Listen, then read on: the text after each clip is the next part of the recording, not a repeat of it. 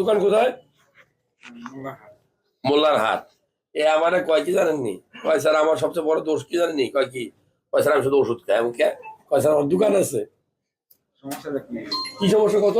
Sir এখন বুকে যন্ত্রণা করতেছে, একটা গ্যাস্ট্রিক ট্যাবলেট খেতাম, লগে দিকে অমিনন খেতাম। মানে ঘুষখোর, টাকাখোর, হ্যাঁ, তারপর সুদখোর, সবজিখোর, মাংসখোর, ডালখোর, নেশাখোর, ওষুধখোর। শোনো, ঔষধ ভালো জিনিস না। তুমি দোকানে জায়গায় যাই করো, ওষুধ তো কিনা লাগে না, আমি খেলে দে। ঔষধ না খেলে এরকম জিনিস খাওয়া। ধরো এটা কি? শশা। শশা। এই শশায় চর্বি কাটবে, ওই ওষুধে চর্বি কাটবে না।